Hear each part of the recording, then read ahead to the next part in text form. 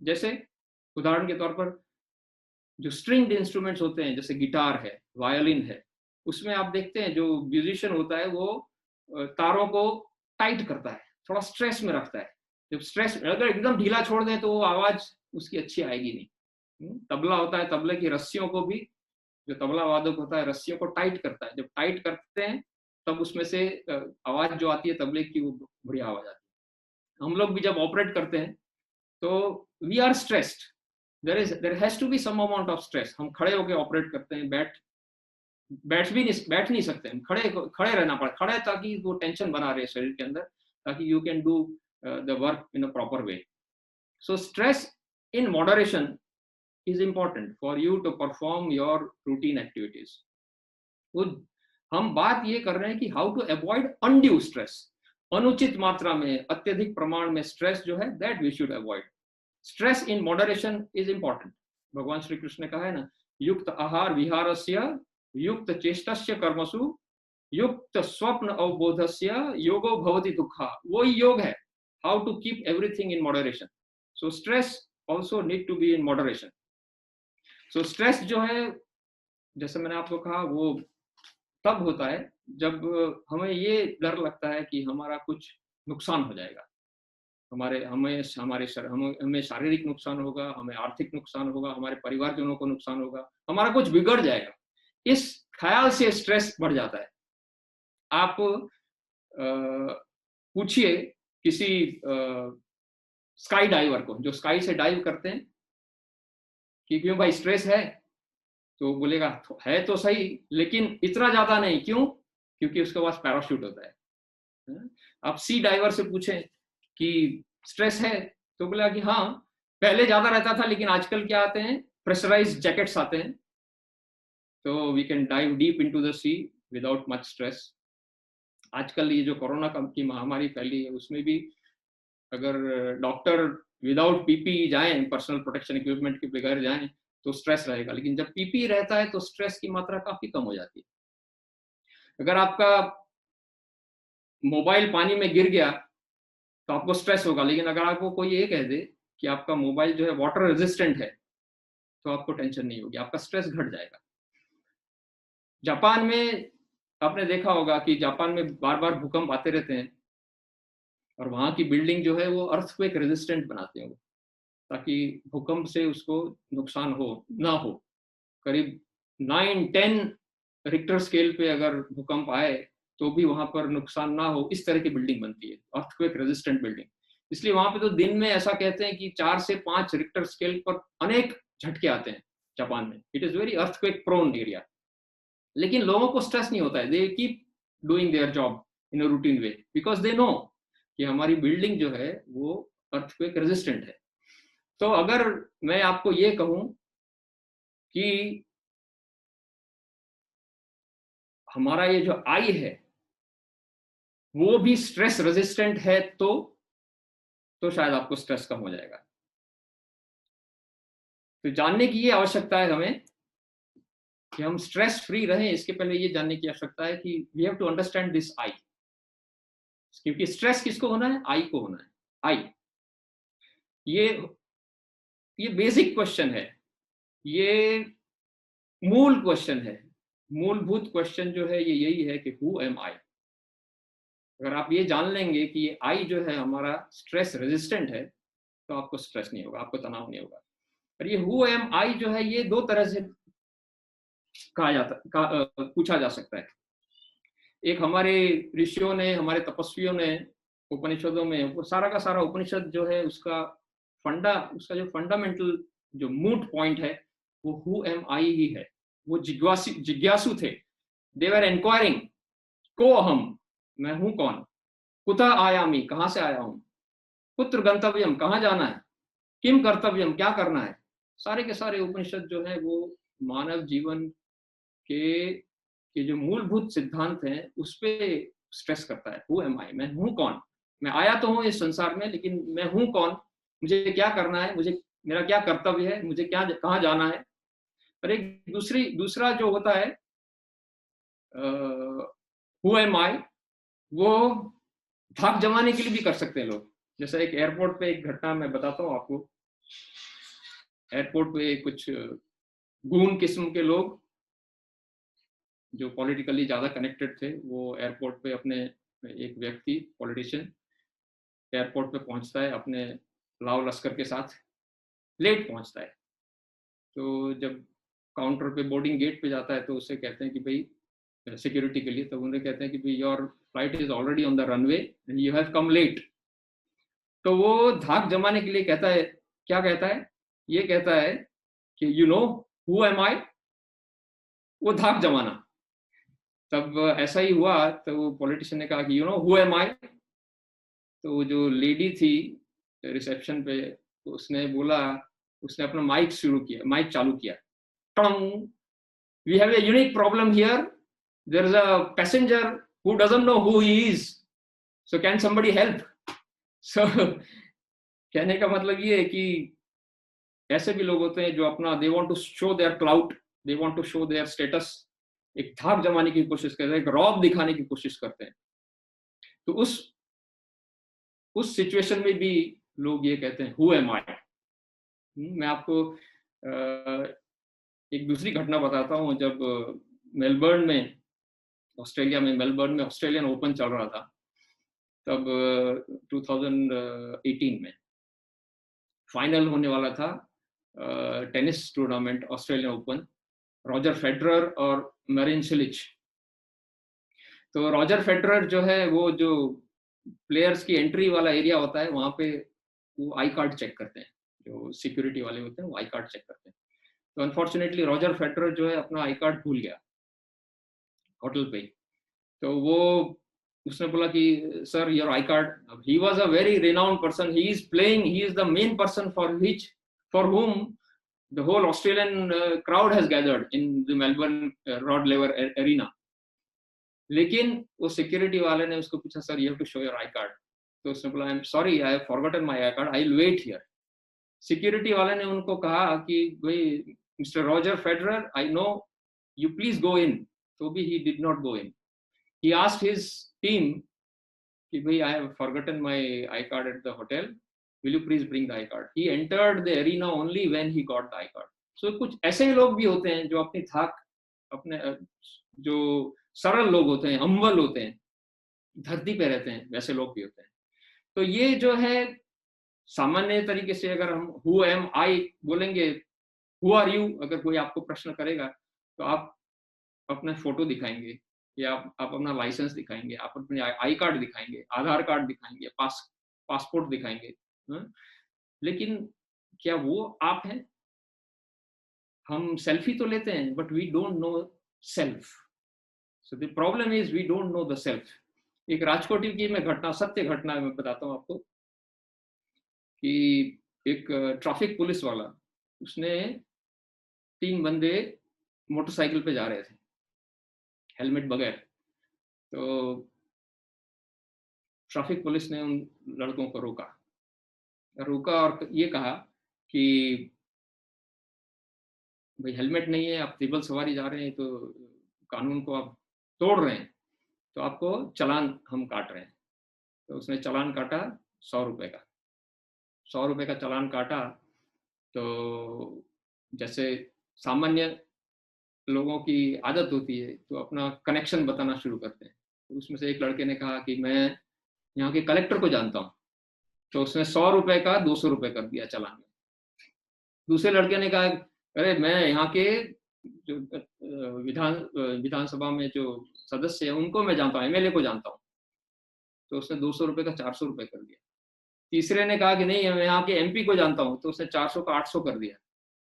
तो वो तीनों घबराए, बोले कि अब किसी को जानते हैं, वैसा इनको कहने की आवश्यकता नहीं, तो 800 का 1600 कर देगा। तो उसने भलाई इसी में समझी कि हम 800 रुपए का चालान भर दें। तो वो चालान जब 800 रुपए का काट रहा था, तो पुलिस वाले ने उन तीनों को पूछा, तुम कालू भाई को जानते हो? तो वो तीनों कोई जानता नहीं था। तो बोला कि नहीं जानते हैं। 800 रुपए चुपचाप भर दिया उन्होंने और वो आगे निकल गए। तो तीनों जब आगे निकले तो वो तीनों अंदर अंदर बात कर रहे थे कि यार ये कौन सा आदमी नया बड़ा वीआईपी आया है कालू भाई करके, जिसको हम लोग नहीं जानते यहाँ पे। तो बोला कि ऐसा करते हैं, वापस चलते हैं, उसका नाम लेके फिर दोबारा कोई पकड़े तो उसका नाम ले सकते हैं हम। तो वापस आए वो लोग ट्रैफिक पुलिस के पास। पूछा कि भाई साहब, हमने अभी आपको 800 रुपए का चालान दिया, आपने कहा कालू भाई को जानते हैं, तो हम लोग जानना चाहते हैं वो कालू भाई कौन है? तो उस ट्रैफिक ने पुलिस ने ये कहा, वो कालू भाई मैं हूँ। तो ही न्यू हिज सेल्फ, वो खुद को जानता था। आपने स्वामी दयानंद के बारे में सुना होगा, जब वो स्वामी दयानंद ढूंढ मतलब वो सन्यासी हो गए, तो सन्यासी में अपने गुरु को खोज रहे थे। तो अपने गुरु, उनके गुरु का नाम विरजानंद था, स्वामी विरजानंद। तो उनके दरवाजे पे उन्होंने नॉक किया। तो स्वामी जी ने अंदर से पूछा, विरजानंद जी ने, कौन? तो स्वामी दयानंद ने जवाब दिया, वही तो जानना आया हूं कि मैं हूं कौन। तो we have to understand this I. It's a fundamental question in our Upanishad. को हम, मैं कौन हूं, मैं हूं कौन। अगर आप ये जान लेंगे कि ये जो आप हैं, जो रियल सेल्फ हैं आप, दैट इज स्ट्रेस रेजिस्टेंट, तो आपको स्ट्रेस नहीं होगा। स्वामी विवेकानंद ने भी युवाओं से यही कहा, उत्तिष्ठ, सो मत जागो, उत्तिष्ठ जागृत प्राप्य वरान निबोधत। आप श्रेष्ठ लोगों को के पास जाइए और आप हैं क्या, हु आर यू, वो आप जानने की कोशिश कीजिए। क्योंकि हम लोग भूल गए हम कौन हैं। हम ईश्वर के अंश हैं, हम ईश्वर अंश हैं। ममई वांश जीव लोके, जीव भूत सनातना, भगवान श्री कृष्ण ने गीता में कहा है ना कि ममई वांश, मेरा ही अंश हो तुम। ईश्वर अंश जीव अविनाशी, चेतन अमल सहज सुख राशि। लेकिन हम क्या है, हम उसको भूल गए हैं। इसी को कहते हैं आत्मविस्मृति। We have forgotten who we are. हमने अपने आप को छोटा बना लिया है।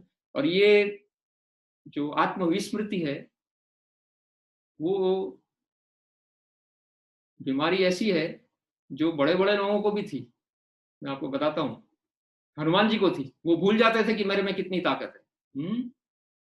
जब वानर सेना समुद्र के पास आ गई और समुद्र क्रॉस करना था लंका में पहुंचने के लिए, सीता की खोज के लिए, तब जामवंत जी सबको पूछ रहे हैं कि भाई कौन जा सकता है क्रॉस करके। हनुमान जी चुपचाप बैठे हुए हैं। फिर हनुमान जी को याद दिलाया जामवंत जी ने, कह ही रीछ पति सुनु हनुमाना, का चुप साध रहे बलवाना, पवन तनय बल पवन समाना, बुद्धि विवेक विज्ञान निधाना, कवन सु काज कठिन जगमाही, जो नहीं होए तात तुम पाई। ऐसा कौन सा काम है जो तुमसे नहीं हो सकता? राम काज लगी तव अवतारा, सुनत ही भय पर्वताकारा। जैसे ही कहा, याद दिलाया कि तुम्हारे में इतनी ताकत है, राम कार्य के लिए तुम्हारा अवतार हुआ है, वैसे ही वो विशाल काय पर्वत आकार हो गए। उन्होंने कहा अभी मैं करके आता हूँ, अभी मैं छलांग लगाता हूँ। ये बीमारी आइंस्टाइन को भी थी। अल्बर्ट आइंस्टाइन, वो भी भूल जाते थे कि वे हैं कौन, वे कहाँ पे रहते हैं, कहाँ जाना है, क्योंकि उनका उनका चिंतन एक अलग दिशा में रहता था। एक बार तो प्रिंसटन यूनिवर्सिटी में वो नए नए आए थे, ज्वाइन किया था प्रिंसटन यूनिवर्सिटी, 2-4 महीने हुए थे। तो कहीं से बाहर लेक्चर लेके आए, प्रिंसटन प्रिंसटन टाउन के स्टेशन पे उतरे और उन्हें कैब किया और वो अपना एड्रेस भूल गए कि मैं कहाँ पे रहता हूँ। तो कैब ड्राइवर ने पूछा, sir where do you want to go? तो वो थोड़ा हकबकाया कि अब मैं क्या बताऊं उसको एड्रेस मेरा। तो अब उन्होंने ये कहा कि you know Albert Einstein. Einstein ने कैब ड्राइवर को कहा, यू नो अल्बर्ट आइंस्टाइन? भाई yes yes, who doesn't know him? Okay, I want to go to his place. Oh sure, I will take you there. तो इस तरह का हमारे परम पूज्य गुरुदेव ने भी कहा कि मनुष्य जो है वो वो क्या है, वो भूल गया है कि वो क्या है। वो भटका देवता है, भटका हुआ देवता। मनुष्य जो है वो भटका हुआ देवता है। उसको याद दिलाने की आवश्यकता है कि तुम देव हो, तुम दिव्य हो, तुम साधारण नहीं हो। जब वो याद आ जाएगा, तब वो देवत्व की जब उसको याद आएगी, तब वो स्ट्रेस फ्री हो जाएगा।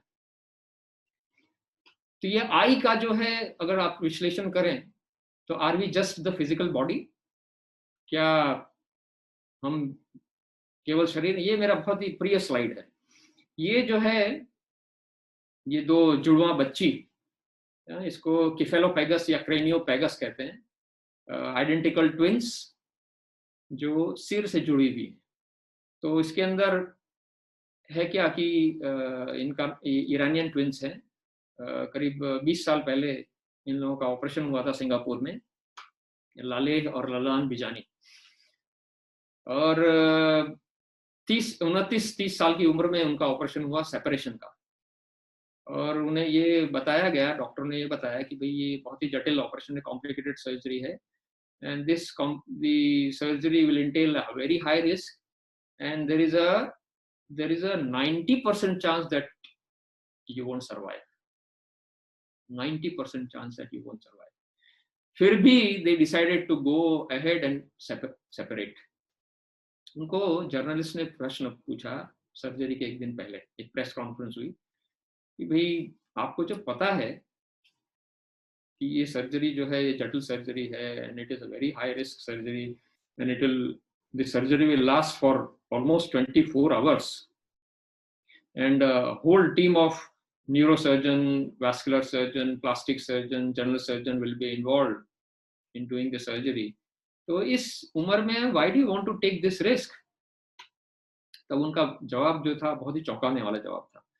उन्होंने ये कहा कि जब तक हम छोटे थे तब तक तो चल गया, लेकिन अब जब हम बड़े हुए तो हम लोगों ने ये जाना कि हम दो अलग ही पर्सनालिटी हैं। We are entirely different personality. मेरा स्वभाव, मेरी इच्छाएं, मेरी आकांक्षाएं, मेरे कुछ करने की जो चाहत है, वो मेरी जो बहन है इससे एकदम अलग है। इसलिए हम लोग झगड़ते ही रहते हैं हमेशा। आप अगर विज्ञान के उसमें परिप्रेक्ष्य में देखें, इन कॉन्टेक्स्ट ऑफ साइंस, तो दीज आर आइडेंटिकल ट्विंस। तो किसी व्यक्ति की पर्सनैलिटी, किसी का व्यक्तित्व, it depends on two things, है ना, जीनोटाइप और फिनोटाइप। जीनोटाइप किसे कहते हैं? जीनोटाइप कहते हैं आपके क्रोमोसोम, आपके जेनेटिक जो मेकअप है, that decides what kind of person you become. और दूसरा फिनोटाइप मतलब आप किस वातावरण में आप बड़े हुए, आपका अपब्रिंगिंग कैसा है, आपको कैसे संस्कार मिले, आप किस वातावरण में आप पले बढ़े, तो उस हिसाब से आपकी पर्सनालिटी बनती है। अब अगर उस विज्ञान के उस वस्तु को आप यहाँ पे आजमाएं, तो जेनेटिक दोनों का 100% सेम, क्योंकि आइसोजाइगोटिक ट्विन है, एक ही डिंब और एक ही शुक्राणु से बने हुए दोनों बच्चियां हैं, एक ही जाइगोट से, आइसोजाइगोटिक ट्विन। तो मतलब 100% जेनेटिक सिमिलैरिटी है। दूसरा फिनोटाइप, वातावरण का प्रभाव दोनों पे समान ही पड़ेगा, क्योंकि दोनों अलग जा ही नहीं सकते। जिस वातावरण में एक बच्ची बड़ी हुई, उसी वातावरण में दूसरी बच्ची बड़ी हुई। तो फिर इतना डाइवर्स पर्सनालिटी क्यों? ये बताता है कि we are not just the physical body, there is something beyond the physical body जो साइंस अभी समझ नहीं पाया है। आप जानते हैं महाभारत में अर्जुन क्यों विजयी हुआ? अर्जुन क्यों? अगर आपने ये तो बहुत ही कॉमन फोटो होता है लोगों के घर में, जिसमें अर्जुन रथ में बैठा है, कृष्ण रथ को हाँक रहे हैं, रथ में 10 घोड़े जुते हुए हैं, और युद्ध के मैदान में, ऐसा चित्र आपने देखा होगा। अर्जुन पीछे बैठा है धनुष बाण लेके, कृष्ण के हाथ में लगाम है, 10 घोड़े जुते हुए हैं, बड़ा सा रथ है। तो अर्जुन विजयी इसलिए हुआ क्योंकि उसने जो सारथी है, सारथी कृष्ण को बनाया। उपनिषद ने बहुत सुंदर लिखा है कि आत्मा तु रथिनम विद्धि, सेल्फ, नो द सेल्फ। आप असल में है क्या? वो is sitting in the chariot. Arjun जो है is sitting in the chariot. रथिनम, आत्मा तु रथिनम विद्धि, शरीरम रथमेव तु, आपका जो शरीर है वही रथ है। Know the body as the chariot, वो रथ है। और know the sense organs the horses, वो 10 जो घोड़े जुते हुए हैं आपके रथ में, वही आपकी 10 इंद्रियां हैं। 5 कर्मेंद्री, 5 ज्ञानेंद्री। और लगाम क्या है? जो आपका मन है। Know the mind as the reins, reins मतलब लगाम। और नो द इंटेलेक्ट, आपकी जो बुद्धि है वो ही चैरिटर, वही सारथी। तो ये एक जो आई की कल्पना, जो मैं आई बता रहा था, आई सेल्फ, उसकी जो कल्पना उपनिषद में ये की गई है, ये यही है। आत्मा तु रथिनम विद्धि, शरीरम रथमेव तु, बुद्धिम तु सारथिम विद्धि, मनः प्रग्रहमेव च। प्रग्रह मतलब लगाम। तो ये तो उपनिषद वाली बात हो गई। अगर सर्जन के तरीके से मैं देखूं तो सर्जन क्या करता है? डिसेक्शन करता है ना, डिसेक्शन करता है। तो मैं भी शरीर का डिसेक्शन किया, आई का डिसेक्शन। आई का डिसेक्शन आप करें तो आप पाएंगे कि ये जो आई है उसके 3 आवरण हैं। एक तो फिजिकल बॉडी, जिसको आप भौतिक शरीर या जो पंच महाभूत वाला शरीर कहते हैं। फिजिकल बॉडी जो जिसको आप इंस्ट्रूमेंट ऑफ द सोल कह सकते हैं। दूसरा है सटल बॉडी, जिसको आप गैजेट कह सकते हैं, अंतःकरण चतुष्टय, जिसमें मन बुद्धि चित्त अहंकार आता है। और तीसरा जो है वो आपकी जो हमारी कारण, हमारा कारण शरीर, जिसको आप आत्मा भी कह सकते हैं, उसको कॉन्शियसनेस भी कह सकते हैं, अवेयरनेस भी कह सकते हैं, प्योर अवेयरनेस। तो ये 3 भाग में हमने इसको डिसेक्ट किया। तो फिजिकल बॉडी आप देखेंगे आप, तो फिजिकल बॉडी जो है, अगर आप भौतिक शरीर को आप देखेंगे तो वो किसी आयुर्वेदिक प्रैक्टिशनर को आप पूछेंगे तो वो ये कहेगा कि ये पंच महाभूत से बनी हुई है। पंच महाभूत, क्षिति जल पावक गगन समीर, ये 5 महाभूतों से। अगर आप किसी मेडिकल साइंस वाले को पूछेंगे, एलोपैथिक मेडिकल साइंस वाले को, तो वो बोलेगा कि इसके अंदर ये जो शरीर है, भौतिक शरीर, इसके अंदर जो मसल्स, बोन्स, लिगामेंट, कार्टिलेज वगैरह, ब्लड वगैरह जो भी है, they are nothing but carbohydrate, protein, fat, minerals. किसी केमिस्ट को आप पूछेंगे तो बताएगा कि ये आप ये शरीर, फिजिकल बॉडी वो क्या है? Carbon, hydrogen, oxygen, nitrogen, sulphur, phosphorus, sodium, potassium. किसी फाइनेंस वाले को आप पूछेंगे तो शरीर की कीमत कितनी लगाएगा? बोलेगा कि 50 ग्राम का कार्बन है, 100 ग्राम का ऑक्सीजन है, ये सब कीमत लगाते लगाते 500-600 रुपए की आपकी फिजिकल बॉडी की कीमत हो जाएगी। तो क्या यही फिजिकल बॉडी है? फिजिकल बॉडी जो है वो जरूरी है। अगर आप स्ट्रेस फ्री रहना चाहते हैं तो ये बहुत जरूरी है कि आप फिजिकल बॉडी को स्वस्थ रखें। और फिजिकल बॉडी स्वस्थ कैसे रहेगी? उसके लिए हमको नित्य व्यायाम, मेडिटेशन, प्राणायाम और ठीक आहार, जब इतना हम करेंगे, योग और आहार, इतना जब हम करेंगे तो हमारी फिजिकल बॉडी स्वस्थ रहेगी, हमारी बॉडी की इम्यूनिटी अच्छी रहेगी और आपको बॉडी रिलेटेड जो स्ट्रेस है वो आपको नहीं होगा। दूसरा आता है सटल बॉडी। सटल बॉडी जो होता है, जैसे मैंने आपको बताया, सटल बॉडी के अंदर मन बुद्धि चित्त अहंकार। तो जो जब ईश्वर ने हमें बनाया, हमें जीव दिया, तो उसी को कहते हैं सोल, आत्मा, जीव, ईश्वर अंश। तो ये that is what is pure consciousness, pure awareness.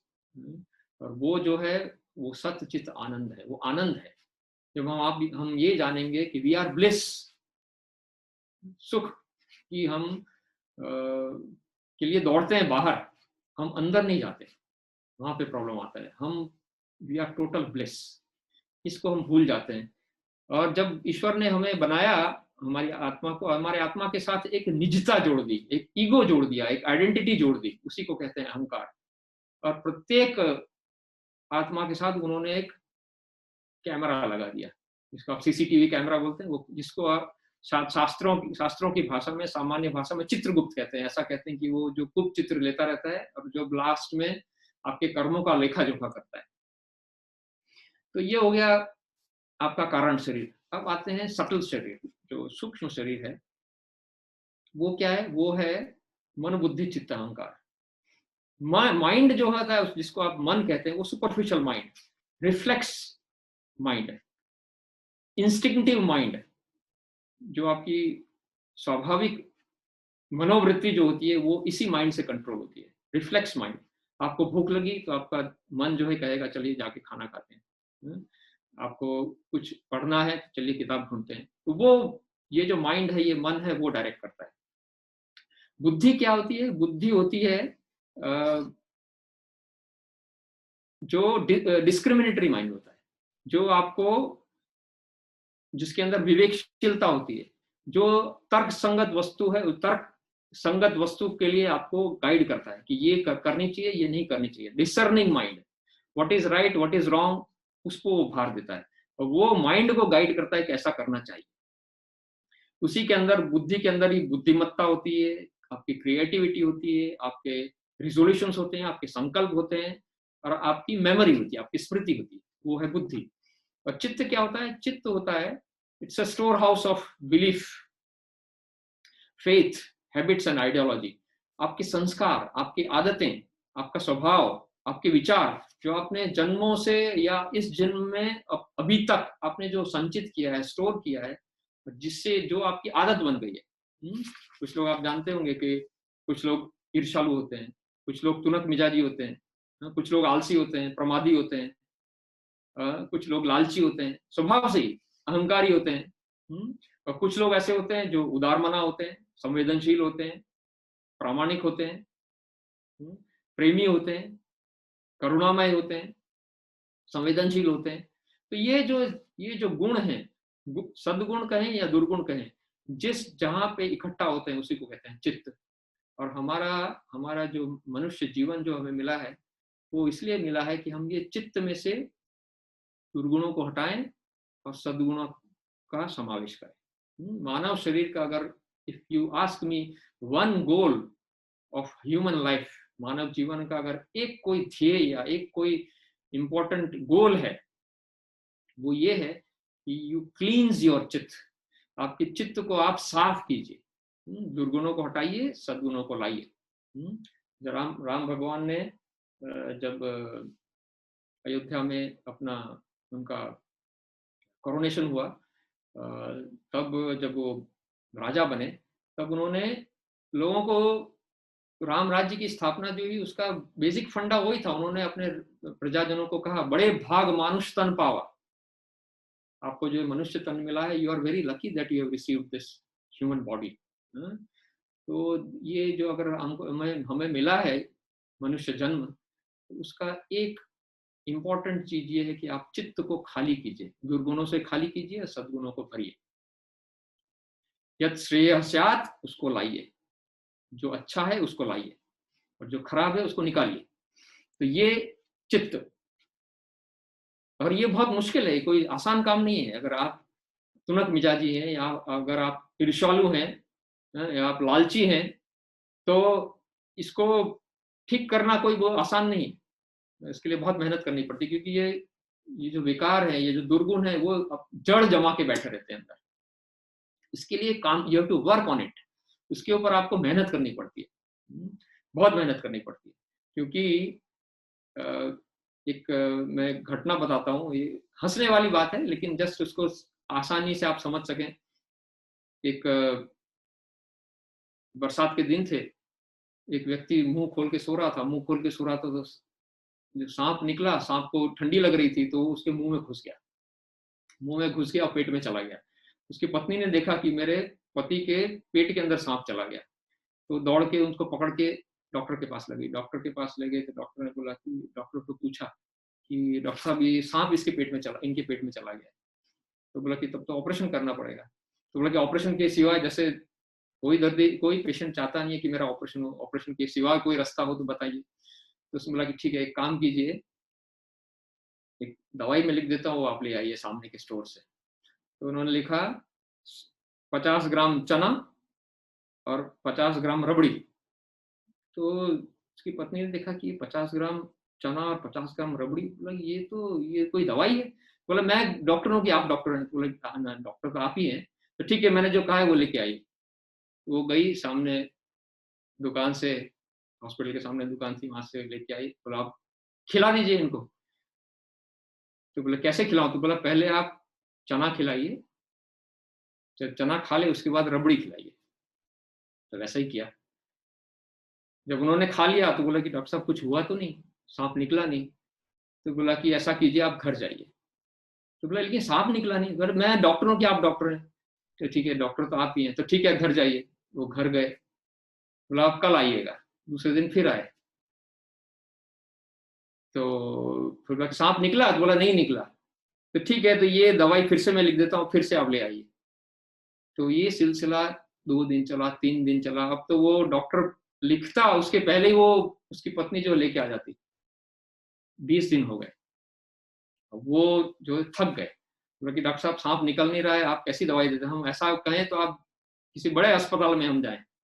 तो बोला ठीक है, ऐसा कीजिए, आप ले आए चना? तो बोला हाँ चना ले आए। रबड़ी भी ले आए? रबड़ी भी ले आए। ठीक है, चना खिलाइए। चना खिलाया। और जब वो उसकी पत्नी अपने पति को रबड़ी खिलाने जा रही थी, तो बोला कि ठहरिए। डॉक्टर ने कहा ठहरिए, अभी मत खिलाइए। और डॉक्टर अपना हथियार लेके, अपना जो फॉर्सेप्स होता है वो लेके तैयार था। 5 मिनट हुआ, 10 मिनट हुआ, 15 मिनट हुआ, 20 मिनट जब हुआ तो उसके मुंह से सांप निकला। डॉक्टर ने तुरंत अपने फॉर्सेप्स से सांप को पकड़ के बाहर निकाल दिया। ये हुआ इसलिए, सांप ने ये कहा, बाहर निकलते ही सांप ने ये कहा, चना तो खा लिया, मेरी रबड़ी कहाँ है? तो ये जो आदत बन गई थी उसकी, उसके सांप की आदत बन गई थी। 20 दिन से चना के बाद रबड़ी खाने की उसकी आदत बन गई थी, तो इसलिए वो आदत को रोक नहीं सका। तो कहने का मतलब ये है एक कि जो ये हैबिट्स हैं जो हमारे चित्त में रहते हैं, उसको उसको to overcome those habits, those bad habits, उसके लिए मेहनत करनी पड़ती है। क्योंकि एक बार जड़ जमा लेते हैं तो you have to work on each of your bad habits. अब आप सेल्फ इंट्रोस्पेक्शन कीजिए, आप आत्मनिरीक्षण कीजिए कि मेरे में क्या क्या दुर्गुण हैं, क्या क्या बैड हैबिट्स हैं। एक एक करके उसके ऊपर you work on it and try and remove that. जैसे बुद्धि मैंने कहा, इंटेलिजेंस, मेमोरी, क्रिएटिविटी। तो हमारी ये जो एनाटॉमी है, सर्जन के तरीके से आप आके देखें तो हमारी एनाटॉमी यही है। सोल, उसके बाद डिसर्निंग माइंड जिसको हम बुद्धि कहते हैं, उसके बाद जो सामान्य मन जिसको माइंड कहते हैं, और वो मन कंट्रोल करता है हमारी फिजिकल बॉडी और सेंस ऑर्गन्स को। आप देखेंगे दाहिनी साइड स्क्रीन के एनिमल्स मैंने लिखा हुआ है। एनिमल्स के अंदर क्या होता है, एक सुपरफिशियल माइंड होता है, जो जिसको आप इंस्टिंक्टिव माइंड बोलते हैं, रिफ्लेक्स माइंड बोलते हैं। भूख लगे तो खाने के लिए दौड़ता है, प्यास लगे तो पानी के लिए दौड़ता है। तो वो एनिमल्स के अंदर डिसर्निंग माइंड नहीं होता है, विवेक बुद्धि नहीं होती है, विवेकशीलता नहीं होती है, तर्कसंगत वाली बुद्धि नहीं होती है। उसके अंदर रचनात्मक बुद्धि भी नहीं होती है, उसके अंदर संकल्प करने वाली बुद्धि भी नहीं होती है। मेमोरी भी बहुत ही छोटी मात्रा में होती है, इंटेलिजेंस भी कम मात्रा में होती है।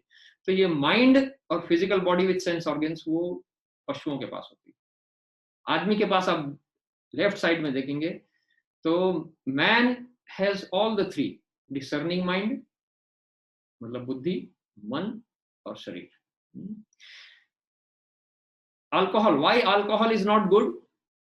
बिकॉज वो आपकी जो डिसर्निंग माइंड है, जो विवेक जो आपके अंदर है, उसको खत्म कर देता है। जब आप अल्कोहल लेते हैं तो इसलिए अल्कोहल को हमारे शास्त्रों में मना किया गया है, क्योंकि आपके विवेक को खत्म कर देता है। आप गलत संगत करने लगते हैं, आपको पता नहीं लगता है हम क्या कर रहे हैं, आप गलत रास्ते पे चलने लगते हैं, इसलिए अल्कोहल बैन किया हुआ है। और हमारा हमारा ये ध्येय होना चाहिए कि हम जो डिसर्निंग माइंड और फिजिकल बॉडी है उसको हम सोल के साथ जोड़ें। जब उसको उसके साथ जोड़ेंगे तब हम बन जाएंगे। हाँ वरुण भाई। नहीं, मैं कुछ नहीं, मैं स्क्रीन को कुछ भी नहीं कर रहा हूँ। वो पता नहीं कुछ लाइट कुछ आ रहा है, कोई कर रहे होंगे तो पता नहीं। I am not doing anything to the screen. है ना? तो ये हमारी ट्रू एनाटॉमी है। अब आप देखेंगे चित्त, जैसा मैंने आपको बुलाया, चित्त के अंदर सारी आपकी cleaning the chitta of bad habits, negative traits and deficiencies like vindictiveness, laziness, short tempered, selfish, egoistic, obstinacy. ये जो है ये इसको करना जरूरी है। And filling it with qualities and virtues of the soul. जो आत्मा की जो नैसर्गिक उनकी वर्च्यूज हैं, गुण हैं, क्वालिटीज हैं, उसको अपने अंदर चित्त में लाना, जैसे प्रेम, संवेदनशीलता, कंपैशन, प्रामाणिकता, ऑनेस्टी, न्याय, ये लाना, ये हमारे मनुष्य जीवन का ध्येय होना चाहिए, गोल होना चाहिए। Is high IQ sufficient? देखिए, हम लोग ये जानने के लिए कि हमारा आई स्ट्रेस रेजिस्टेंट है,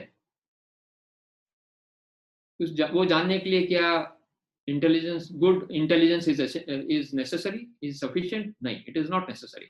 क्योंकि आपने देखा रावण भी बहुत बुद्धिमान था, लेकिन अनफॉर्चुनेटली वो देव बन नहीं सका। वो अहंकारी था, उसके चित्त में अनेक दुर्गुण थे, जिसकी वजह से आज भी हम उसको जलाते हैं। तो डॉक्टर वजीर, जो एक कार्डियोलॉजिस्ट थे ऑल इंडिया इंस्टीट्यूट में, उन्होंने, WHO ने तो ऐसा डिफाइन किया है कि हेल्थ क्या है, is a state of physical, mental and social wellbeing. लेकिन उपनिषदों के हिसाब से ये जो 3 डायमेंशन है, फिजिकल, मेंटल और सोशल, उसके अलावा एक स्पिरिचुअल डायमेंशन भी होता है, which also is very very important for health. तो ये जो आप आई को जानने की कोशिश करेंगे, स्ट्रेस रेजिस्टेंट आई, वो जानने की अगर आप कोशिश करेंगे तो उसके लिए आपको 3 चीजों की आवश्यकता है। इसी को कहते हैं SQ या स्पिरिचुअल क्वोशंट या स्पिरिचुअल इंटेलिजेंस। जब स्पिरिचुअली आप इंटेलिजेंट हो जाएंगे, तब आप जान सकेंगे कि आपका आई कितना स्ट्रेस रेजिस्टेंट है। स्पिरिचुअल इंटेलिजेंस को प्राप्त करने के लिए तीन चीज करनी पड़ती है। There are 3 points which help you in becoming spiritually intelligent. तो 3 चीजें क्या है? एक है ईश्वर विश्वास, faith in God. Faith in God का मतलब ईश्वर पे विश्वास। ईश्वर क्या है? What is God? It's a set of ideals, आदर्शों का एक समुच्चय है, वर्च्यूज, सद्गुणों का समुच्चय, नैतिकता का समुच्चय, जीवन मूल्यों का समुच्चय। उस पे अगर आपको विश्वास है तो आपको ईश्वर पे विश्वास है। ईश्वर जो है ये नैतिकता का, प्रेम का, आदर्शों का, सद्गुणों का एक समुच्चय है, एक सेट है सिद्धांतों का। ईश्वर पे विश्वास का मतलब सिद्धांतों पर विश्वास, जीवन मूल्यों पर विश्वास, नैतिकता पर विश्वास, नैतिकता पे श्रद्धा, नैतिकता पे आस्था, उसी को कहते हैं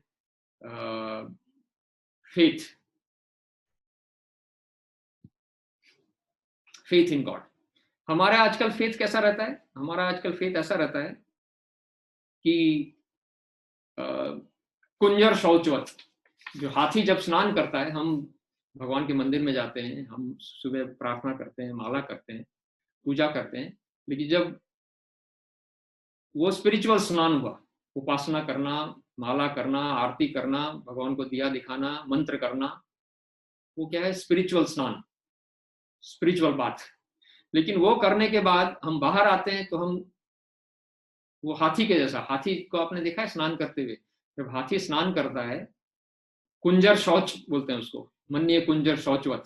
जब हाथी स्नान करता है, नहा तो लेता है, पूरा शरीर का गंदगी निकाल लेता है पानी में जाके, लेकिन जब बाहर आता है तो वो धूल मिट्टी अपने ऊपर डाल देता है।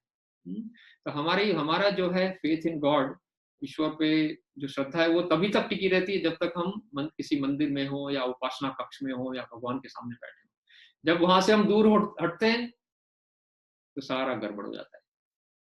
तो ईश्वर में विश्वास जो है वो बहुत ही जरूरी चीज है, और वो it should be there 24/7, it has to be there all the time. नैतिकता पर विश्वास, सिद्धांतों पर विश्वास। एक घटना मैं आपको बताता हूँ। भगवान बुद्ध के प्रवचन में अनेक लोग आते थे, तो एक वो 5-6 दिन का एक जगह डिस्कोर्स करते थे, प्रवचन करते थे, फिर वो सन्यासी थे इसलिए एक जगह से दूसरी जगह जाते थे। तो हर एक जगह वो 5-7 दिन रुकते थे और गांव वालों को कुछ सिखाते थे, शिक्षण देते थे, उपदेश देते थे। तो एक जगह जब रुके तो उन्होंने देखा कि एक व्यक्ति हर रोज सुबह सुबह एकदम समय पर उनके प्रवचन के वक्त समय से आ जाता है, आगे बैठता है, और जो प्रवचन भगवान बुद्ध देते हैं उसमें अपनी मुंडी हिला के सहमति जताता है। भगवान बुद्ध को लगा कि ये बहुत ही अच्छा भक्त है, अच्छा व्यक्ति है।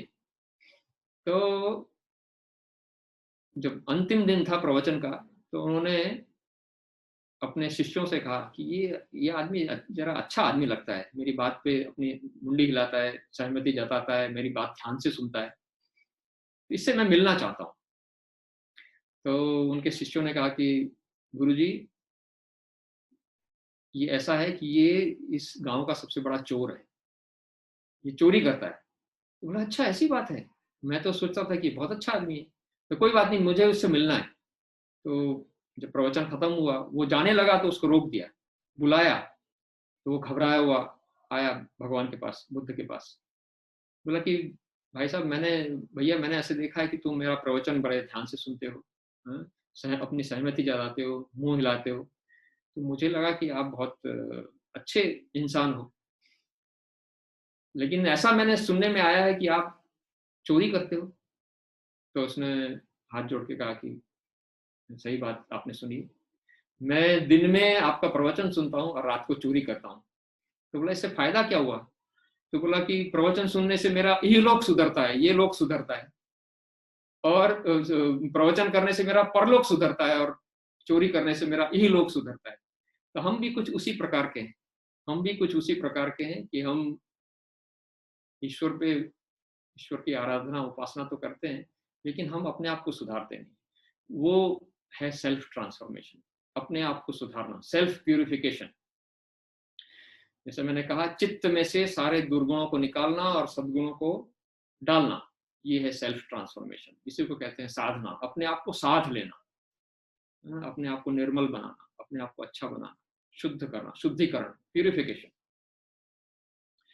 तो पहली हो गई फेथ इन गॉड यानी उपासना, दूसरी हो गई सेल्फ ट्रांसफॉर्मेशन यानी साधना, और तीसरा स्पिरिचुअल इंटेलिजेंस डेवलप करने के लिए। स्पिरिचुअल इंटेलिजेंस इसलिए डेवलप करना है क्योंकि हम अपने स्ट्रेस रेजिस्टेंट आई को पहचान सकें। तीसरी चीज है जेनरोसिटी, उदार मना, बेनिवोलेंस, मैग्नेनिमिटी, मन का बड़ा करना, बड़े मन वाला, बड़ा दिल वाला होना, जेनरोसिटी, उदार, देने की हिम्मत रखना, बेनिवोलेंस, उदारता, उसी को कहते हैं आराधना। ये जो संसार है ये सब ईश्वर ही है, और मेरे देने से अगर किसी का फायदा होता है, देखिए हम जो है, हम कर्ज में डूबे हुए व्यक्ति हैं, हम सभी। जब हम पैदा हुए तब हमारे ऊपर अपने माँ बाप का कर्ज, हम हमारे भाई बहनों का कर्ज, स्कूल में हमारे शिक्षकों का कर्ज, प्रोफेसर्स का कर्ज, हम जो शर्ट पहनते हैं उसमें भी हमारा कर्ज है। हम पैसा दे के शर्ट खरीद लेते हैं, वो अलग बात है, लेकिन इसके पीछे किसी किसान ने कपास उगाई होगी, उसके पीछे किसी व्यापारी ने उससे कपास खरीदी होगी, और कितनी जगह से घूम करके हमारे पास आया। तो हम ये बात कर सकते हैं, वेबिनार कर सकते हैं इस घोर आपदा के बीच में। इसमें हमारे ये कैसे संभव हो सकता है? इसलिए संभव हो सकता है क्योंकि हमारे कोरोना वॉरियर्स हॉस्पिटल में और रोड पे हमारी रक्षा कर रहे हैं। सैनिक हमारे हमारे पड़ोसी दुश्मनों की जो जितने भी उनके हमले हैं, उनको हमारे सैनिक सहन कर रहे हैं, इसलिए हम आराम से ये वेबिनार कर रहे हैं। तो हम पर इन सभी का कर्ज है, हम कर्ज में डूबे हुए हैं। अगर आप किसी से 100 रुपए लेते हैं, तो अगर आप अच्छे व्यक्ति हैं तो आप ये चाहते हैं कि मैं उसको जल्दी से जल्दी, मेरे पास अगर 100 रुपए आए तो मैं उसको लौटा दूं। तो हम भी कर्ज से डूबे हुए हैं। हम जब से पैदा हुए तब से जब तक मरते हैं तब तक हम कर्ज ही कर्ज हम लेते रहते हैं। तो आप, हमारी जवाबदारी बनती है कि हम जिस समाज से कर्ज ले रहे हैं उसको हम कुछ लौटाएं। वी मस्ट रीपे देम, पे इट बैक। कर्ज हमें उतारना चाहिए। इसलिए जेनरोसिटी, उदारता, और समाज की आराधना, वो इस विश्व जगत में जो भगवान विष्णु सहस्त्र नाम में आता है ना, पहला नाम क्या है? ओम, और उसके बाद दूसरा नाम है विश्वम। ओम विश्वम विष्णु वषटकारो भूत भव भवत प्रभु भूत कृत भूत भव भाव भूतात्मा भूत भावना। पहला नाम ओम, उसके बाद दूसरा नाम है विश्व। ये पूरा का पूरा विश्व जो है वो भगवान का ही रूप है। इसलिए हमें उदार बनना चाहिए, जो हमने विश्व से पाया उसको विश्व को वापस देना चाहिए। ये 3 चीजें हैं जो आपको स्पिरिचुअल इंटेलिजेंस आपका बढ़ाती है। स्ट्रेस का हम डूज एंड डोंट्स पे अगर आप आते हैं तो आप देखेंगे कि स्ट्रेस के कारण क्या है। Fear of failure eight professional front, fear of financial problem, fear of failure eight personal front. आपके व्यावसायिक जीवन में आपको डर लगता है कि हमारा जो बिजनेस है वो कहीं फेल तो नहीं हो जाएगा, हम जिस बॉस के अंडर में काम करें वो हम कहीं फायर तो नहीं कर देगा। फाइनेंशियल प्रॉब्लम, हमारी आमदनी में कटौती, आमदनी का बंद हो जाना, है? या कोई लोन लिया है आप उसको लौटा नहीं पा रहे हैं, उसका financial problem. Fear of failure eight personal front, पारिवारिक कलह, घर में कलह, उसमें हमें सदा स्ट्रेस रहता है, घर में किसी का अंदर झगड़ा वगड़ा हो गया। और फियर ऑफ डेथ। ये जो 4 चीजें हैं वो स्ट्रेस का मेन कारण होती है। उसकी वजह से व्यक्ति क्या है, चिंतित रहता है। चिंता जो है एक ऐसी चीज है जिसके लिए एक शास्त्रों में बहुत सुंदर कहा गया, चिंता चिता समायुक्ता। चिंता और चिता में खाली बिंदु मात्र विशेषता, खाली एक बिंदु का ही फर्क है, किसमें, चिता में और चिंता में। चिंता दहति जीवितः, चिता दहति मृतकः। चिता जो है वो तो मुर्दे को जलाती है, लेकिन चिंता जो है वो जीवित व्यक्ति को जलाती है। इसलिए चिंता जो है वो ऐसी चीज है जिससे हमें बच के रहना चाहिए। एक एक करके लेते हैं practical points to reduce stress at personal professional front. तो आप मेक टू डू लिस्ट, एक लिस्ट बनाइए, एक छोटे छोटे ब्रेक्स लीजिए आप, बीच में स्ट्रेचिंग, प्राणायाम। आजकल तो कंप्यूटर पे सब डेस्क पे काम कर रहे होते हैं, ऑफिस में काम कर रहे होते हैं, एसी एयर कंडीशन कंपार्टमेंट में काम कर रहे होते हैं, एयर कंडीशन रूम में, तो थकान लगती है। तो कीप स्ट्रेचिंग, कीप रिलैक्सेशन, योग निद्रा कीजिए। मेक रियलिस्टिक गोल्स, जिसको आप पहुंच नहीं सकते वैसे गोल्स मत बनाइए, अनरियलिस्टिक गोल्स मत बनाइए, मेक रियलिस्टिक गोल्स। हंसिए, स्माइल कीजिए, लिसन टू म्यूजिक, एक्सरसाइज कीजिए, एडिक्वेट स्लीप लीजिए। और डोंट, फाइनेंशियल फ्रंट पे क्या है, we don't be in a rat race. मेरा सहयोगी है, मेरा सहपाठी, वो बड़ी गाड़ी लेके आ गया, मेरे पास तो छोटी गाड़ी है, वो उसका बड़ा बंगला है, मेरे पास बैंक बैलेंस नहीं है, उसके पास इतना बड़ा बैंक बैलेंस है। आप कंपेयर करते हैं, you are in a rat race. Reduce your requirements, आप अपने जरूरतों को कम कीजिए और छोटी छोटी सेविंग करेंगे तो आपको फाइनेंशियल फ्रंट पे प्रॉब्लम नहीं होगा। जो घरेलू प्रॉब्लम्स होते हैं जिसकी वजह से स्ट्रेस होता है, उसमें क्या होता है, लूज टॉक। आप बड़बड़ाते रहेंगे तो कुछ न कुछ बैक बाइटिंग होगी, फॉल्ट फाइंडिंग होगा, तो उसमें गड़बड़ होगी। मीठा बोलिए, कर्टसी रखिए, कर्टसी आप रखेंगे तो आपके सारे प्रॉब्लम सॉल्व हो जाएंगे। एक स्माइल, थैंक यू कहना, सॉरी कहना, कृपया ये कर दीजिए, वो कर दीजिए, these all go a long way in reducing stress at the personal level. और ईगो जो अहंकार, मैं ऐसा किया और तुमने ऐसा नहीं किया, वो जो अहंकार वाली बात है उसको आप खत्म करना पड़ेगा और व्यसन मुक्त बनना पड़ेगा। और अंतिम है फियर ऑफ डेथ। हमें ये समझना चाहिए, जैसे भगवान श्री कृष्ण ने गीता में कहा है 2 अध्याय में, कि हम जो है, हम we are not, we don't die actually death doesn't exist, it is only the form that changes. Life force moves from one instrument to another. हमारी शरीर के साथ, जो भौतिक शरीर है उसके साथ जो एक्सेसिव प्री ऑक्यूपेशन है, आइडेंटिफिकेशन है, उसकी वजह से हम ये समझते हैं कि वो हमारी मृत्यु हो गई। साइकेट्रिस्ट ये ब्रायन वाइस ने कहा है, वी आर ऑल इमॉर्टल्स। और चॉइस हमारे हाथ में है कि हम नर से वानर बने या नर से नारायण बने। लोग और भी स्ट्रेस होते हैं इसलिए क्योंकि वो असफल रह जाते हैं अपने काम में, अपने उन्होंने जो वो गोल लेके निकले अपने काम में, अपनी पढ़ाई में या अन्य कई स्पोर्ट्स में, असफल हो जाते हैं तो वो स्ट्रेस में आ जाते हैं कि मैं असफल रह गया। लेकिन आपको सफलता का मापदंड बदल देना चाहिए। सफलता का मापदंड जो स्क्रीन पे आपको दिख रहा है वो है, if you are a good son, आप अच्छे पुत्र हैं, भाई हैं, बहन हैं, एक अच्छे फैमिली मेंबर हैं, एक अच्छे फ्रेंड हैं, एक अच्छे हस्बैंड या वाइफ हैं, तो यू आर सक्सेसफुल। मापदंड बदल दीजिए सक्सेस का, सफलता का मापदंड बदल दीजिए। If you are a good member of the society, आप समाज के अच्छे अंग हैं, तो यू आर सक्सेसफुल।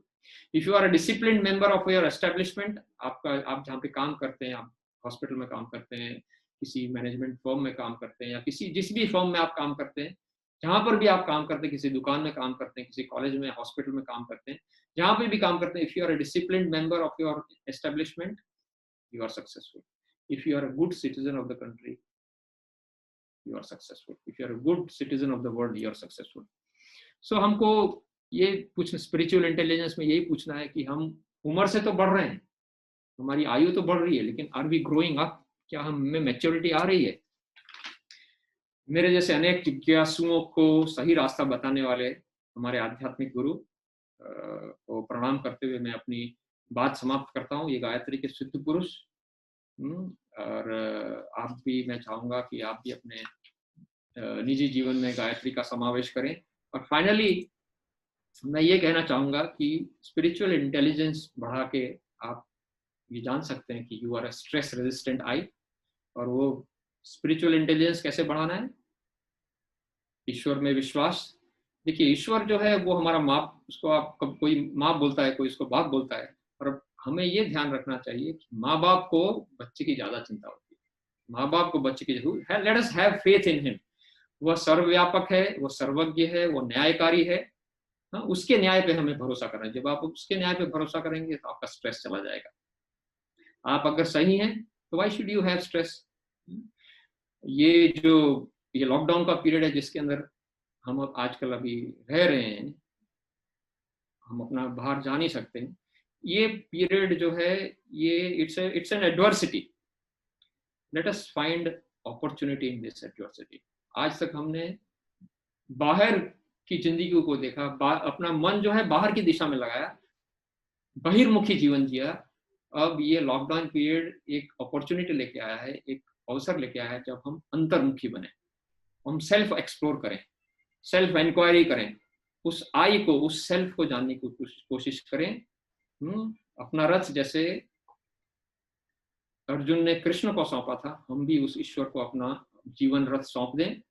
और ओम भूर्भुवः स्वः तत्सवितुर्वरेण्यं भर्गो देवस्य धीमहि धियो यो नः प्रचोदयात्। हे ईश्वर, आप मेरे रथ को सही दिशा में ले जाएं, ये प्रार्थना करें।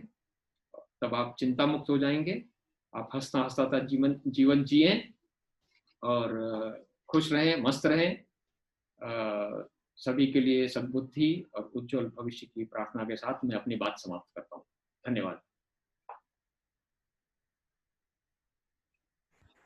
थैंक यू सर, आपने इतना एनलाइटनिंग टॉक दिया।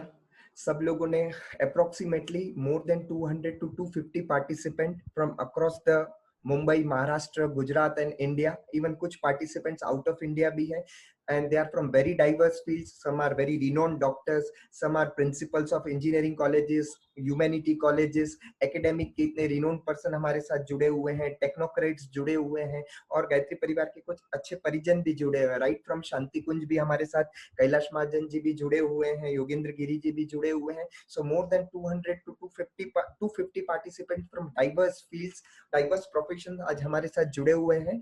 मैं सबको रिक्वेस्ट करूंगा कि जिनको क्वेश्चन पूछना है वो अपना नाम मुझे सेंड करें, क्वेश्चन सेंड करें, तो मैं आपको अनम्यूट कर सकता हूं। प्लीज अपना क्वेश्चन टेक्स्ट के द्वारा सेंड करें। वरुण भाई, आवाज ठीक आ रही है क्या? हाँ, आपकी आवाज सर एकदम क्लियर है।